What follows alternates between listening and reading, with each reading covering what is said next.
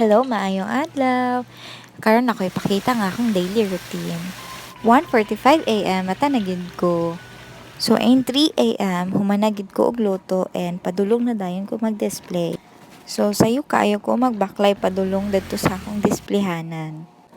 So inaani gyud ang negosyo no, hago siya, kulang og tulog. Dapat ka mo take risk para lang ka mukita o mo income. So 5 a.m. in the morning to 6 a.m.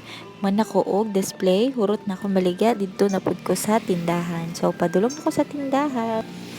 Dapat kung magnegosyo ka, dapat dili gyud masayang imong oras.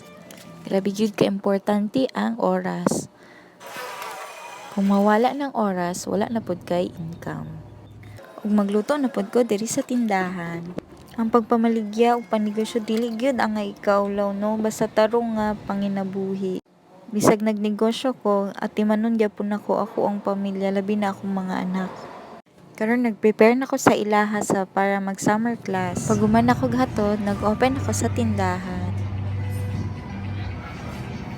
Pagkahuman, dito na pud ko sa isa ka displayanan. Padulong na pud ko. Pag man ako, 2 p.m. na pud ko magluto, mahuman po 3 p.m. O dito na pud ko mag-display. Mahuman ko display is 5 p.m. to 6 p.m. So naanad na pud ko din no kay dagan kayo customer nako nga mangita gyud. O dapat gyud i-love ni mong customer, i-love ni mong negosyo. Dapat ubanan gyud nimo pag-ampo aron ikaw paboran ka sa Ginoo. Ubanatanan ang Ginoo sa tanan nimong mga plano.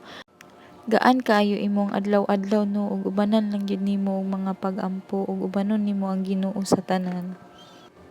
Ug mao ra to, salamat sa pagpanan-aw.